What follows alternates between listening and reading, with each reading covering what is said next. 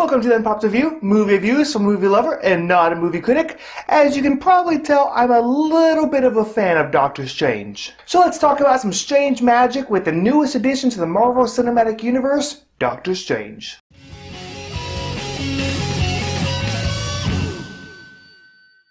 After the arrogant neurosurgeon Dr. Stephen Strange destroys his hands in an auto accident, he travels the world in search for a medical procedure that can fix them. But instead, he discovers a hidden world of mystic arts. Like any Marvel movie, there's always a lot to talk about, so let's go and jump in with the good. And what's a Marvel movie without its main character? So let's talk about Benedict Cumberbatch first. And the only thing I can really say about it is that Marvel casting has done a perfect job again. Robert Downey Jr. is Iron Man, Chris Evans is Captain America, Chris Hemsworth is Thor, and now Benedict Cumberbatch is the one, the only Doctor Strange. And now let's talk about the best part, the action and the magic. I have to lump these two together because Doctor Strange is the best depiction of magic and fighting there has been yet. It is so trippy and so intense that it makes Harry Potter look like driving Miss Daisy. The way the spells are cast, the visuals that depict them, it is honestly beautiful. And on top of that, it is spot on to how I would imagine it from the comics I've read.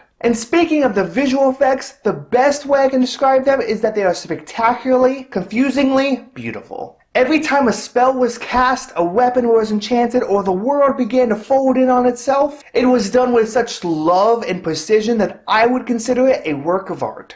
And the last good I'd like to talk about is how Doctor Strange is unlike anything we've seen before in the MCU. It's just like how Guardians of the Galaxy was a self-contained story that is a little weird, and it allows audiences to experience a story that isn't tied down to the rules and stories of the previous MCU movies. You can sit down and enjoy Doctor Strange without knowing anything else about a Marvel movie. And with that, let's move on to the The weirdness of Doctor Strange may be a turnoff. While I loved how weird and trippy some of the visuals got, I have talked to some people that were turned off by it. They were turned off by the crazy visuals, the ridiculous names, and the spells. So while I completely enjoyed those things, some people may see it as a negative. Let's talk about the main villain, Caecilius, played by Mads Mikkelsen. Now I love Mads Mikkelsen, but I don't know why this is still a sticking point for Marvel movies. Why does every villain always get shortchanged? And with Doctor Strange, the problem was specifically because it was an origin story, and so they had to take time away from the villain to focus on Doctor Strange. But it's just so sad that they always have a weak villain. And speaking of it being an origin story, Doctor Strange definitely does suffer from being one. Because of the weirdness, it needed an origin story so the audience can learn about magic just as Doctor Strange does. But because of it, there were definitely some slow points in the story where you just wanted it to get on to the next step. Now I'm not sure exactly where I'd rate Doctor Strange compared to the other 13 Marvel movies, but I would say it is definitely above the middle-range Marvel movie